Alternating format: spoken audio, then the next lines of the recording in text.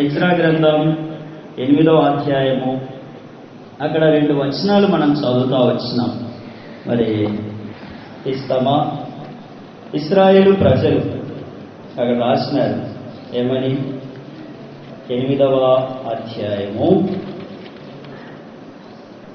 35వ వచనము 36 ఏం రాసినారంటే, చెరలోనికి కొనిపోబడిన వారు, చెరలోనికి కొనుక్కోబడినటువంటి వారు. రెండవదిగా చెరలో పుట్టినవారు. మూడవదిగా చెర నుండి విడుదల నొందిన వారు. చెరలోనికి కొనిపోబడినారు. ఆ కొనిపోబడిన వారికి పిల్లలు పుట్టినారు. ఎక్కడ పుట్టినారు వారు అంటే చెరలోనే పుట్టినారు. మూడవదిగా చెర నుండి విడుదల పొందినారు. ఇశ్రాయేలు ప్రజలు చెరకు ఎందుకు కొనుపోబడినారు? బానిసలుగా ఎందుకు వెళ్ళిపోయినారు? అర్థమవుతుంది కదా? ఈ పదం వాడడానికి నాకు అస్సలు ఇష్టం ఉండదు. అర్థమవుతుంది కాబట్టి ఇక్కడికి వచ్చినాం. కాబట్టి ఇక్కడ చెరలోనికి ఇశ్రాయేలు ప్రజలు. ఎవరి ఇశ్రాయేలు ప్రజలు? ఐగుప్తు దేశములో ఫరో బంధకములో బానిసలుగా ఉంటే దేవుడు తన బాహుబలము చేత, దేవుడు తన జ్ఞాన సంపన్నత చేత ఐగుప్తు బలాన్ని, ఐగుప్తు రథాన్ని, ఐగుప్తు సమస్తాన్ని ఆయన కొల్లగొట్టి ఎర్ర సముద్రములో ముంచేసి అరణ్యములో నడిపించి వాగ్దాన దేశములో వారిని నాటినాడు. ఎలా ఉండాలని కోరుకున్నాడంటే ఆయన దేవదారు వృక్షములే బలంగా, కస్తూరికి ఉన్నంత సొగసు, పరిమళము ఆయన ప్రజలలో ఆ పరిశుద్ధత ఉండాలని కోరుకున్నాడు. అయితే ఈ దేవుని ప్రజలు, దేవుడు ప్రేమించిన ఈ ప్రజలు, దేవుని చేత ఎన్నిక చేయబడిన ఈ ప్రజలు, దేవుని కొరకు తోలుకుని రాబడినటువంటి ఈ ప్రజలు ఏం చేసినారంటే, ఎక్కడున్నారంటే చెరలో ఉన్నారు. విడుదల పొందిన వీరు చెరకు కొనిపోబడినారు. చెరలో పిల్లలను కంటా ఉన్నారు. ఎందుకు కొనిపోబడినారు చెరకు? రండి చూద్దాం. వాక్యము నుండి కొన్ని మాటలు మనం చదువుకొని ముందుకెళ్దాం. దినవృత్తాంతాలు 2వ గ్రంథం. ఈ పుస్తకానికి ముందరే ఉంటుంది 36వ అధ్యాయం. 36వ అధ్యాయం. మరి ఎందుకు ఇశ్రాయేలు ప్రజలు బానిసలుగా చెరకు కొనిపోబడినారు? అక్కడ ఎందుకు వీరు ఉన్నారు అంటే, ఇక్కడ రాసినారు ఈ అధ్యాయం అంతా 1వ వచనము నుండి 16వ వచనం వరకు రాసినారు. వారు ఏం చేసినారు? కొన్ని మాటలు అక్కడక్కడ మనం చదువుకున్నాం. 36:12 అందరం కలిసి చదువుకున్నాం. అతడు తన దేవుడైన యెహోవా దృష్టికి చెడు నడత నడుచుచు ఆయన నియమించిన ప్రవక్త అయిన యిర్మీయా మాట వినకయు తను తాను తగ్గించుకొనకయు ఉండెను. దేవుని ప్రజలు, దేవుని జనము, దేవుని కొరకు ఎన్నిక చేయబడి దేవుని బలము చేత వృద్ధి పొందవలసిన వీరు దేవుని మాటలో, దేవుని ఆజ్ఞలో, దేవుని నియమములో, దేవుని కట్టడలో, దేవుని నీతిలో సాగవలసిన ప్రజలు ఎలా ఉన్నారంట? ఎలా ఉన్నారు? అక్కడ రాసినారు 12వ వచనం. చెడు నడత నడుచుచు, ఇంకా ఆయన నియమించిన వారిని అక్కడ రాసినారు స్పష్టంగా. ప్రవక్త అయిన యిర్మీయా మాట వినకయు. మాట వినకపోతే పోనీలే, కనీసం ఏం లేదు వారిలో? తగ్గించుకోవడం కూడా లేదు. ఏం లేదు?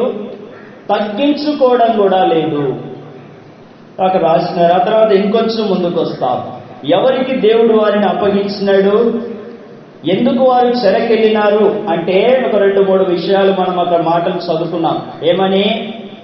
వారు యెహోవా దృష్టికి చెడు నడత నడుచుచు. ఈ పదాలు బాగా గుర్తుపెట్టుకోవాలి మీరు. ఆ తర్వాత ఆయన నియమించిన ప్రవక్త అయిన ఇర్మియా మాట విననితనము, ఇంకా తగ్గింపు లేనటువంటి జీవితం. అంటే ఏంటి? తిరుగుబాటు చేసే స్వభావము. నువ్వు చెప్తే నేను వినాలా? నువ్వు చెప్పింది నేను రాసుకోవాలనా? మీరు చెప్పేది మేము చదవాలనా? మీరు కాదలేదు. ఆనాడు ఇశ్రాయేలు ప్రజలు, దేవుని ప్రజలు, ప్రపంచ దేశాలు ఇశ్రాయేలీయుల గురించి చెబితే గుండెలో వెన్నుపూసలో వణుకొచ్చేది. అలాంటి ప్రజలు ఇప్పుడు చెరలో ఉన్నారు. ఎందుకున్నారు? వారు దేవుని ప్రజలు, దేవుని చేత ఏర్పాటు చేయబడి, దేవుని చేత ప్రత్యేకించబడి, దేవుని కొరకు జీవించాల్సిన వారు బబులోనులో నెబుకద్నెజరు పరిపాలనలో బానిసలుగా, దాసులుగా, కష్టమైన, కఠినమైన, సంక్లిష్టమైన, భారభరితమైన, సంతోషము లేని, నిట్టూర్పు కలిగిన జీవితములో జీవిస్తా ఉన్నారు. ఎవరు? దేవుని ప్రజలు. ఇంకా రాసిన చూద్దామా 13వ వచనం. మరియు దేవుని నామమును బట్టి తన చేత ప్రమాణము చేయించిన నెబుకద్నెజరు రాజు మీద అతడు తిరుగుబాటు, అతడు మొండితనం వహించి, ఇది మనం అండర్లైన్ చేసుకోవాలా, తిరుగుబాటు చేస్తా ఉన్నారు. అంతేనా?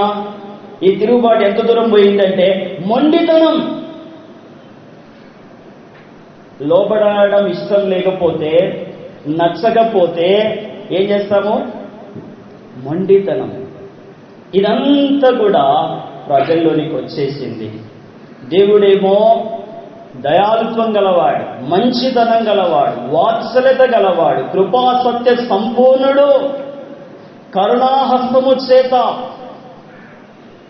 విడిపించడానికి అరుదించిన వాడు, మాట ఇచ్చి మరిచిపోకుండా తగిన కాలమందు ఇశ్రాయేలు ప్రజల కొరకు దిగి వచ్చినాడు. తన దూతలను పంపినాడు, తన దాసులను పంపించినాడు. ఇంతటి మహాగణుడు, మహోన్నతుడు, మహాత్మ్యము కలిగిన ఆ రాజు మాట వినడానికి, ఆ రాజు యొక్క ఆజ్ఞలో కట్టడలో నడుచుకోవడానికి ఇశ్రాయేలు ప్రజలు ఇష్టపడ్డారు. ఫలితంగా ఏం జరిగింది అంటే దేవునికి కోపం వచ్చింది. ఏమొచ్చింది? దేవునికి కోపం వచ్చింది. దేవునికి కోపం వస్తే, మీ నాన్నకు వచ్చిన కోపము తెల్లవారితే అమ్మ కూతురు, ఒకటే కూతురు, ఒకటే కొడుకు, ఎట్లా అబ్బా అని బాధతో ఆయన భంగపోయి బతిమలాడి నీకు అన్నం పెడతాడు.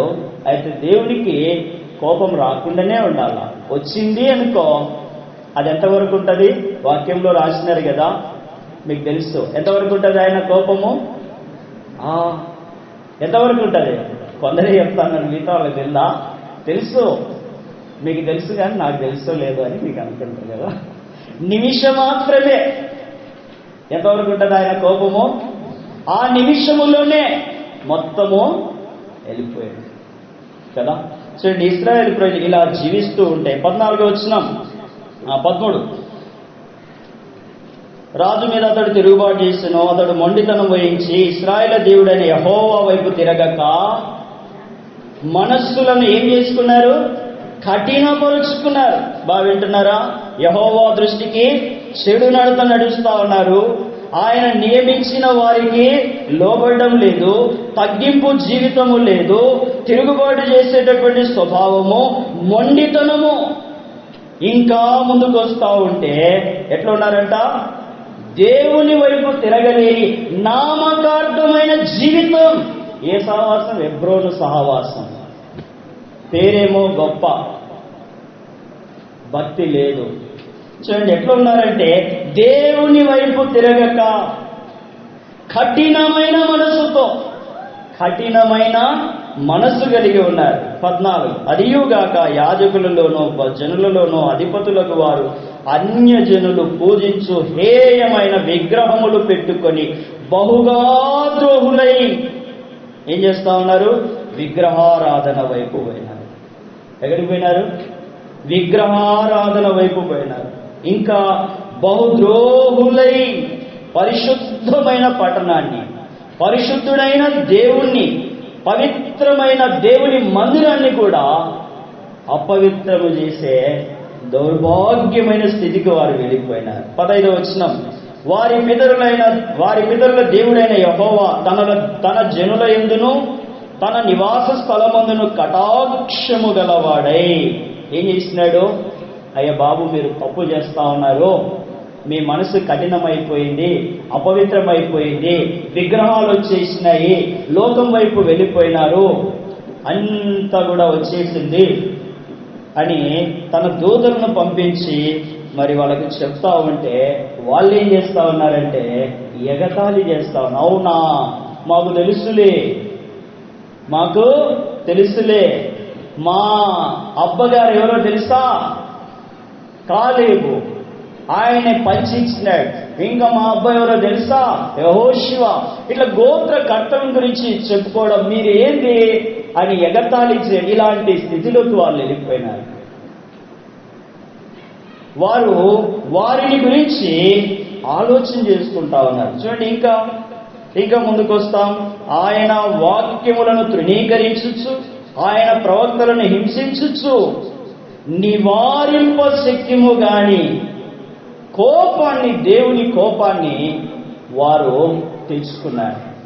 నివారింప శక్యము గాని పాప భారములోనికి, పాప కూపములోనికి, అజ్ఞానములోనికి దేవుడు ఎట్లా ఉన్నాడు? చూచి చూడనట్లుగా లేడాయన. అంతటా అందరూ మారు మనసు పొందాలని కోరుతా ఉన్నాడు. ఈ ప్రజలు చూస్తే ఇలా ఉన్నారు.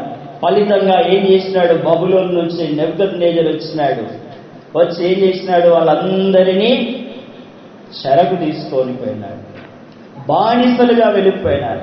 బానిసలుగా వెళ్ళిపోయిన వారు కీర్తనలు లేవు. ఎప్పుడు కీర్తనలు పాడతారు? యాకోబు పత్రికలో రాసినారు కదా, సంతోషముగా ఉన్నప్పుడు, సంతోషముతో ఉన్నప్పుడు ఏమొస్తాయి? కీర్తనలు వస్తాయి. కీర్తనలు పాడాలి, పాటలు పాడాలి. ఇప్పుడు వారిలో లేవు, సంతోషం లేదు. ఏమైంది? బానిసలుగా ఉన్నారు. సంతోషంగా ఉన్నారు అని తెలిస్తే ఆ దేశంలో వారిని సంతోషంగా ఉండనిస్తారా అంటే ఇంకా ఎక్కువ బాధ పెడతారు, ఇంకా ఎక్కువగా వారిని హింసిస్తారు, ఇంకా ఎక్కువగా వారిని కొట్టడానికి ముందుకు వస్తారు. ఇలాంటి పరిస్థితుల్లో వాళ్ళకి కీర్తనలు లేవు, ఆరాధనలు లేవు. ఎలాంటి కఠినమైన జీవితాన్ని వారు జీవిస్తూ ఉన్నారు. ఎంతో మంది మరి రాజులు వచ్చినారు, పరిపాలించినారు. అయితే దేవుడు వారి ఎడల దయగలిగిన వాడై, కనికరము గల వాడై, వాత్సల్యత కలిగిన దేవుడై, వాత్సల్య సంపూర్ణుడై 78వ కీర్తనలో రాసినారు. ఎలాంటి వాత్సల్యత? ఆయన సంపూర్ణమైన వాత్సల్యత. అట్లాంటిది ఇట్లాంటిది కాదు, సంపూర్ణమైన వాత్సల్యత. కరుణా సంపన్నుడై ఇశ్రాయేలీయులను విడిపించడానికి, ఆ బానిసల బతుకులో నుంచి, ఆ చెరలో నుండి పంపించడానికి ఆ రాజ్యములో కోరేషును సంధించినాడు. కోరేషు నా మంద కాపరి. చదువుకున్నాం. ఇశ్రాయేలు ప్రజలు ఎందుకు బానిసలుగా చెరకు వెళ్ళిపోయినారో కొన్ని మాటలు అక్కడక్కడ మనం చూస్తా వచ్చినాం. చెడు నడత నడిచినారని, మొండి హృదయముతో ఉన్నారని, కఠినత్వముతో వారి మనస్సు ఉండిపోయిందని, తగ్గింపు లేదని, తిరుగుబాటు చేసే స్వభావం అని, విగ్రహారాధన, ఇలాంటివన్నీ వారి జీవితంలో ఉండడం వల్ల దేవుడు ఏం చేసినాడు? వారిని బానిసలుగా పంపించడానికి ఇష్టపడినాడు. యెషయా గ్రంథం 44 అనుకుంటా, 44వ అధ్యాయము కోరేషు గురించి అక్కడ మనం చదువుతాం. 44 నుండి 44లో చివరి వచనాల నుండి 45 వరకు మనం అట్నే చదువుకుంటాం, ముందుకెళ్ళొచ్చు. చూద్దాం. ఫస్ట్ 44లో ఎక్కడి నుంచి చదువుదాం మరి? 27 నుంచి చదువుకుందాం. 28 నుంచి చదువుకుందాం. సో ఇలాంటి పరిస్థితుల్లో ఉన్నప్పుడు దేవుడు ఏం చేసినాడు? కోరేసుని ఏర్పాటు చేసుకున్నాడు. నెబుకద్నెజరు పోయినాడు. ఆ తర్వాత రాజులు వచ్చినారు, బాధ పెట్టినారు, హింసించినారు, వాళ్ళని దూషించినారు, ఎగతాళి వాళ్ళు చేసిన అంతా ఇంత కాదు, అంత భారభరితమైన కష్టమైన దుర్భరమైన జీవితం. వారిలో కొందరు చనిపోయినారు కూడా. చూడండి ఇప్పుడు 28. కోరేసుతో నా మంద కాపరి నా చిత్తమంతయు నెరవేర్చువాడా. మీరు చదవరా? మీకు మైక్ ఇస్తాం, చదువుతారా? అందరం కలిసి చదువుతున్నాం. కోరేసుతో నా మంద కాపరి నా చిత్తమంతయు నెరవేర్చువాడా అని చెప్పువాడును నేనే. యెరూషలేముతో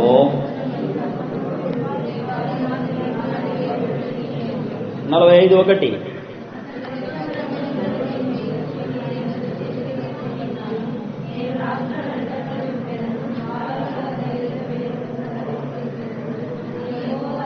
అని యెహోవా తాను అభిషేకించిన కోరేసును గూర్చి సెలవిచ్చుచున్నాడు. 2వ వచనం, నేను నీకు ముందుగా పోవచ్చు, మెట్టగానున్న స్థలములను సరాలము చేసేదను. దేవుడు ఏం చేసినాడు? వారి మీద దయదలిచి కనికరముతో వాత్సల్యతతో ఏం చేసినాడంటే కోరేసును ఏర్పాటు చేసుకున్నాడు. తన మందను నడిపించడానికి, చెరలో ఉన్న ఇశ్రాయేలు ప్రజలను నడిపించడానికి ఏం చేస్తా ఉన్నాడు? నా మంద కాపరి నా చిత్తమంతయు నెరవేర్చువాడా అని చెప్పువాడను నేనే. యెరూషలేముతో నీవు కట్టబడదు అనియు దేవాలయమునకు పునాది వేయబడదు అనియు నేను చెప్పుచున్నాను. అతని పక్షమున జనములను జయించుటకు నేను అతని కుడి చేతిని పట్టుకుని ఉన్నాను. నేను రాజుల నడికట్లను విప్పెదను. ద్వారములు అతని ఎదుట వేయబడకుండా తలుపులు తీసేదనని యెహోవా తాను అభిషేకించిన అభిషక్తుడు అంటే అర్థం క్రీస్తు అంటే మత్తయి సువార్త 1వ అధ్యాయం తెలుసు కదా మీకు. చూద్దాం. మత్తయి సువార్త 1వ అధ్యాయంలో 1 నెంబర్ వేసి రాసినటువంటి క్రీస్తు అని శబ్దమునకు అర్థం ఏంటిది? అభిషక్తుడు. అబ్రహాము కుమారుడు దావీదు కుమారుడైన యేసు క్రీస్తు వంశావళి. క్రీస్తు అని పదమునకు అర్థము అభిషక్తుడు. ఎవరు వచ్చినారు ఇప్పుడు? ఎవరు వచ్చినారు? కోరేసు ద్వారా, కోరేసు మంద కాపరి ద్వారా ఇశ్రాయేలు ప్రజలను, చెరకు కొనిపోబడిన ప్రజలను, చెరలో పుట్టినటువంటి వారిని ఏం చేసినాడంటే కోరేసు ద్వారా పంపించేసినాడు. ఇప్పుడు కొంచెం ముందుకు వచ్చి మన గురించి చూద్దాం. మనం ఎక్కడున్నాము? లోకములో ఉన్నాము, పాపములో ఉన్నాము. ఈ లోకములో పాపము ఎట్లుందంటే మనం చదువుకున్నాం కదా. 2వ వాక్య భాగము రండి. కొలస్సీలకు రాసిన పత్రిక 1వ అధ్యాయము 13వ వచనం. కొలస్సీలకు రాసిన పత్రిక 1వ అధ్యాయము 13వ వచనం. అంత పైన పెద్దగా ఉంది కదా, కాబట్టి 13 చదువుతాం. ఆయన మనలను, మనం ఎక్కడున్నాం? అంధకార సంబంధమైన అధికారములో నుండి. ఈ అంధకారం ఎవరి ఆధీనంలో ఉంది? ఎక్కడుంది? లోకములో ఉంది. లోకం ఎవరి ఆధీనంలో ఉంది? సాతాను ఆధీనములో ఉంది. సాతాను ఏం చేస్తాడు? మనకి గాయాలు, దెబ్బలు, నష్టము, కష్టము, కన్నీళ్లు, దుఃఖము, విచారము, ఉపద్రవము, చివరికి ఎక్కడికి తీసుకొని పోతాడంటే నరకములోకి. ఎక్కడికి తీసుకొని పోతాడు? నరకములోకి. పాపం వల్ల వచ్చే జీతం. ఇలాంటి జీవితములో, అంధకారములో, అజ్ఞానములో, దేవుని గురించి ఎరగనటువంటి, మరి చెబుతున్నా కూడా తెలుసుకోలేని, గ్రహించలేని అంధకారములో మనం జీవిస్తూ ఉన్నప్పుడు అభిషక్తుడు, దేవుని కుమారుడు, దేవుని రాజ్యాన్ని, దేవుని ఇంటిని ఆయన గురించి రాసినారు కదా. సమీపింపరాని దేశంలో అమరత్వం వహించిన శ్రీమంతుడు, అద్వితీయుడైన దేవుడు ఎట్లొచ్చినాడు మన కొరకు? ఫిలిప్పీయులకు రాసిన పత్రిక 2వ అధ్యాయంలో రాసినారు ఏమని? రిక్తునిగాను దీనునిగాను మరి దేవుని స్వరూపము కలిగిన వాడై ఉండి ఎట్లా వచ్చినాడు? దేవునితో సమానముగా ఉండుట విడిచిపెట్టకూడని భాగ్యమని ఎంచుకొనలేదు గాని మనుషుల పోలికగా పుట్టి దాసుని స్వరూపమును ధరించుకొని తను తానే ఇశ్రాయేలు ప్రజల విమోచన కొరకు కోరేషును దేవుడు అభిషేకించి పంపితే లోకములో, పాపములో, అంధకారములో, అజ్ఞానములో నశించి నరకానికి, మరణమునకు దాసులైన మనలను విడిపించడానికి దేవుడు తన కుమారుణ్ణి రిక్తునిగా మనుషుని పోలికలో, మన స్వరూపములో, మన పోలికలో, మన పాపము కొరకు ఏం చేసినాడు? ఆయన భూమి మీదకి వచ్చినాడు. వచ్చి ఏం చేసినాడు? అనేకులకు ప్రతిగా విమోచన క్రయధనముగా తన ప్రాణాన్ని కలవరి శిలువకు అప్పగించినాడు. శిలువను మోసినాడు, ముళ్ళ కిరీటాన్ని భరించినాడు, పక్కలో గాయాన్ని ఆయన భరించినాడు. కొరడాతో ఆయన కొట్టినప్పుడు కలిగిన ఆ గాయాలన్నిటినీ ఆయన సహిస్తూ వచ్చినాడు. యెషయా గ్రంథం 53లో రాయబడింది కదా, రూపాన్ని కోల్పోయినాడు, గాయపరచబడినాడు, మొత్తబడినాడు, నిందించబడినాడు, దూషించబడినాడు, తృణీకరించబడినాడు. ఎవరి కొరకు? మన కొరకు. ఎవరు పాపం చేసినారు? మనం చేసినాం. ఎవరు తిరుగుబాటు చేసినారు? మనం చేసినాం. ఎవరు విగ్రహాలను నమ్మినారంటే మనమే. ఎవరు ద్రోహులుగా ప్రవర్తించినారంటే మనమే. అందుకే ఆ భక్తుడు రాసినాడు, కాదయ్యా ఆనాటి యూదులు కాదు, ఎవరు కొట్టినారు, ఎవరు ముళ్ళ కిరీటం పెట్టినారు, ఎవరు ఆయన కాళ్ళ చేతిలో మేకులకు వచ్చినారు, ఎవరు ఆయన పక్కన బలంతో పొడిచినారు, ఎవరు ఆయన కొరడాతో కొట్టినారు, ఎవరు ఆయన ముఖం మీద ఉమ్మి వేసినారంటే నా పాపం, నా దోషములే, నా అపరాధములే, నా కఠినత్వమే, నా మొండితనమే. ఇలాంటి నన్ను, ఇంత దౌర్భాగ్యమైన నన్ను నా పాపము చేత, నా అంధత్వము చేత, నా అజ్ఞానము చేత నశించి నరకానికి వెళ్లకుండా నన్ను రక్షించడానికి నా పోలికలో, నా పాపము కొరకు ఈ భూమి మీదకి అరుదించి శిలువను మోసి గొల్గోతా కొండలో ఆకాశానికి భూమికి మధ్యలో కపాలమనబడిన స్థలములో ఎర్రటి ఎండలో నా పాప క్షమాపణ కొరకై తండ్రికి మొరపెట్టినాడు. ఏమని మొరపెట్టినాడు? తండ్రి, వీరేమి చేస్తున్నారో, వీరి అజ్ఞానాన్ని, వీరి అవివేకాన్ని, వీరి మొండితనాన్ని క్షమించమని ఆయన వేడుకున్నాడు. ఫలితంగా ఎక్కడికి వచ్చినాం? మనము దేవుని ఇంటికి వచ్చినాం. మరి కోరేసు ద్వారా దేవుడు కోరేసును అభిషేకించి అభిషిక్తునిగా చేసి ఇశ్రాయేలు ప్రజలను ఆ చెరలో నుండి, బానిసత్వములో నుండి, ఆ బంధకము నుండి, ఆ ఇబ్బంది నుండి, ఆ సంకట స్థితి నుండి విమోచించినాడు. విమోచించబడిన ఆ ప్రజలు ఇప్పుడు ఏం చేస్తూ ఉన్నారంటే ఆరాధించడానికి, దేవుని స్తుతించడానికి, దేవుని కొనియాడడానికి, మా దాసత్వములో ఆయన తన కరుణాహస్తము చేత ఏం చేసినాడు? రాసినారు కదా ఇజ్రా గ్రంథంలో ఆ మాటలన్నీ రాసినారు. మేము మరి కొంత మటుకు శిక్ష అనుభవించడానికి దేవుడు మమ్మల్ని అప్పగించినాడు, కానీ సంపూర్ణ శిక్షను ఆయన మన పాపం కొరకు ఆయన మోసినాడు, మనల్ని విడిపించినాడు. ఎక్కడికి తీసుకొచ్చినాడు? కొలస్సీ 1:13లో మనం చదివినాం. ఎక్కడికి తీసుకొచ్చినాడు? దేవుని రాజ్య, చదువుకుందాం ఆ మాట, చదువుకుందాం. 1:13. ఎక్కడికి వచ్చినా మనము? ఆయన మనల్ని అంధకార సంబంధమైన అధికారముల నుండి విడుదల చేసి తాను ప్రేమించిన అర్హులమా, పాత్రులమా? కానే కాదు. శిక్షకు పాత్రులం, శిలువకు పాత్రులం, నరక పాత్రులం. ఇలాంటి మనలని ఎక్కడికి తీసుకొచ్చినాడు? తన కుమారుని యొక్క రాజ్య నివాసులుగా, తేజో సంబంధమైన నివాసులుగా ఆయన చేసినాడు. ఆయన ఇంటిలోనికి తీసుకొచ్చి యాజకులుగా, రాజులుగా మార్చినాడు. చూడండి ఎంత గొప్ప ఆధిక్యతలోనికి మనల్ని దేవుడు తీసుకొని వచ్చినాడు. పేతురు రాసిన మొదటి పత్రిక, విడుదల పొందిన మనకు కలిగిన ఆధిక్యతలు ఇవన్నీ. తన కుమారుని యొక్క రాజ్యములో హక్కుదారులుగా ఆయన చేసినాడు. 2వ అధ్యాయము 9వ వచనం. పేతురు రాసిన మొదటి పత్రిక 2వ అధ్యాయము 9వ వచనం. అయితే మీరు చీకటిలో నుండి ఆశ్చర్యకరమైన తన వెలుగులోనికి పిలిచిన వాని గుణాతిశయములను ప్రచురించి నిమిత్తం అంధకారములో నుండి, అజ్ఞానములో నుండి, నరకములో నుండి, పాపములో నుండి, నష్టములో నుండి, వ్యాధిలో నుండి, కృంగుదలలో నుండి విడిపించిన ఆ దేవుని గుణాతిశయములను ప్రచురించు నిమిత్తం, ఆ దేవుని గుణాతిశయముల గురించి పాడుట కొరకు ఈ స్థలానికి మనల్ని ఆయన తోడుకొని వచ్చినాడు. ఎట్లా తోడుకొని వచ్చినాడు? చెయ్యి పట్టుకొని తోడుకొని వచ్చినాడు.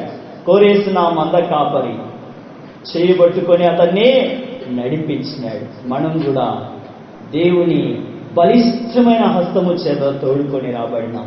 లోకం రంగుల వలయం, ఈ రంగుల ప్రపంచం చిత్ర విచిత్రమైన ఆ దృశ్యముల చేత మనల్ని ఆకర్షించి పీల్చి పిప్పిలేసి నరకములో చీకటి గృహలో పడేసేదిగా ఉంది. అయితే దేవుడు తన బాహుబలము చేత, తన కరుణా సంపన్నత చేత చీకటిలో నుండి ఆశ్చర్యకరమైన తన వెలుగులోనికి మనలను పిలిచినాడు. ఎందుకు పిలిచినాడు? దేవుని గుణాతిశయములను ప్రచురించడానికి, ఆరాధించడానికి, కీర్తించడానికి, ప్రకటించడానికి ఆయన మనల్ని తీసుకొని వచ్చినాడు. ఇంకా కొన్ని మాటలు మనం చూస్తాం. 1వ అధ్యాయము, ఇదే పుస్తకంలో 1వ అధ్యాయము 4వ వచనం. పేతురు రాసిన మొదటి పత్రిక 1వ అధ్యాయము 3-4 వచనాలు కలిసి ఉన్నాయి. మన ప్రభువు యేసు క్రీస్తు తండ్రి అయిన దేవుడు స్తుతింపబడును గాక. మృతులలో నుండి యేసు క్రీస్తు తిరిగి లేచుట వలన జీవముతో కూడిన నిరీక్షణ మనకు కలుగునట్లు, అనగా అక్షయమైనదియు నిర్మలమైనదియు వాడబారనిదియునైన స్వాస్థ్యము మనకు కలుగునట్లు ఆయన తన విశేష కనికరము చొప్పున మనలను మరలా ఎఫెసీ పత్రికలో రాసినారు కదా. ఏమని రాసినారు? మనం చచ్చిపోయినామని రాసినారు. వేటి చేత చచ్చిపోయినాము? బాగా చెప్పాలి, నాకు వినపడాల. పాపముల చేతను, అపరాధముల చేతను, ఇంకా కొన్ని పదాలు అక్కడ చేర్చుకోవాలి కదా మనం. మొండితనము చేతను, విగ్రహారాధన చేతను, తిరుగుబాటు చేతను ఎట్లా అయిపోయినాం? మనము చచ్చిపోయినాం. అయితే దేవుడు జీవం గలవాడే. ఆయన తన జీవము చేత ఏం చేస్తా ఉన్నాడు? ఆయన మనలను మరలా బ్రతికించినాడు. ఈ బ్రతుకును ఏం చేయాలి? ప్రభువును స్తుతించడానికి, ఆయన గుణాతిశయమును ప్రచురించడానికి, ఆయన నామమును నోరార కీర్తించడానికి ఉపయోగించాలి. విడుదల పొందిన ఇశ్రాయేలు ప్రజలు నిరవంజి చెట్లకు తగిలించిన తంబురాలను, సితారాలను చేతపట్టుకొని పాప పరిహారార్థపు బలులను వారు అర్పించినారు. మనకైతే అవసరం లేదు. మన కొరకు ఒకే అర్పణగా ఆ కలవరి సెలవులో తాను అప్పగించుకున్నాడు.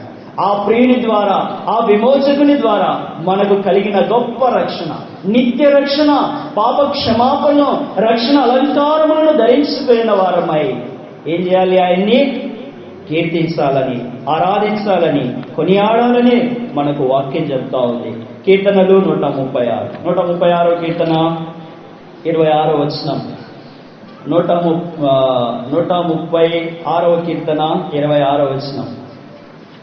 ఆకాశమందుండు దేవునికి కృతజ్ఞతాస్తుతులు చెల్లించుడి. ఏం చేయాలంట మనము? ఆకాశమందుండు దేవునికి దీన దశలో ఉన్నప్పుడు, శత్రువు చేతిలో ఉన్నప్పుడు, పై వచనాల్లో కనిపిస్తుంది చూడండి 23. మనము దీన దశలో ఉన్నప్పుడు ఆయన మనలను జ్ఞాపకము చేసుకొనెను, మన శత్రువుల చేతిలో నుండి మనలను విడిపించెను. ఇప్పుడు కరోనా లేదు కాబట్టి, లాక్డౌన్ లేదు కాబట్టి, అవన్నీ ఫ్రీ అయినాయి కాబట్టి ఇక్కడికి వచ్చినాం. కానీ అంతకుముందు ఎట్లున్నాం? ప్రతి ఒక్కరిలో ఏముండింది? భయం, మరణ భయము. ఎప్పుడు ఏమొస్తుందో, ఏం జరుగుతుందో, ఏ మూల నుంచి ఆ వైరస్ మనలోకి వస్తుందేమో. శానిటైజర్లు ఎవరి చేతనైనంత మటుకు వారు జాగ్రత్త వహించినారు. నేను వహించలేదు అని చెప్పడానికి ఎవరు లేరు. భూమి మీద అందరూ కూడా జాగ్రత్తలు పాటించినారు. మాస్కులు వేసుకున్నారు, గ్లౌజులు వేసుకున్నారు, కొంతమంది బయటికే రాలేదు కదా. ఇప్పుడు ఇక్కడ వాక్యం చెప్తా ఉంది, శత్రువు చేతిలో నుండి మనము కృంగిపోయినప్పుడు, నిరుత్సాహంలో ఉన్నప్పుడు, దీనదశలో ఉన్నప్పుడు ఏం చేసినాడు? ఆయన మనలను విడిపించినాడు, విమోచించినాడు. విడుదల పొందిన మనము విమోచన గానములతో ఆయనను స్తుతించడానికి, ఆరాధించడానికి సిద్ధపడాలి. చూడండి, ఇంకొక మాట మనం చదువుకున్నాం. యోబు గ్రంథం 33 వచనం. యోబు గ్రంథం 33 వచనం. సోదరా తీసిన వారు 33 వచనం. 29, 30 కలిసి ఉన్నాయి. ఆలోచించుము. నరులు సజీవులకుండు వెలుగు చేత వెలిగింపబడకుండాన్నట్టు కోపములో నుండి వారిని మరలా రప్పింపవలెనని మానవుల కొరకు 2 మార్లు 3 మార్లు ఈ క్రియలన్నిటినీ దేవుడు దీన దశలో ఉన్నప్పుడు, ఆ దీన దశలో నుండి ఆయన విడిపించినాడు. కోపములో నుండి ఆయన మనల్ని విడిపిస్తా ఉన్నాడు. చివరిగా ఈ మాట చదువుకొని మనం ఆరాధనలోకి ప్రవేశిస్తాం. అపోస్తల కార్యములు 26. అపోస్తల కార్యములు 26 18వ వచనం. అపోస్తల కార్యములు 26 18 16 18. ఏమో ఈరోజు అన్ని వచనాలు కలిసి వస్తున్నాయి కదా. కనుక మనం కూడా ప్రభుతో కలిసి ఆరాధన చేయడానికి ప్రభు ప్రజలంగా సిద్ధపడదాం. ఈ వాక్యాన్ని చదువుతాం. 16, 17, 18 కలిసి ఉన్నాయి.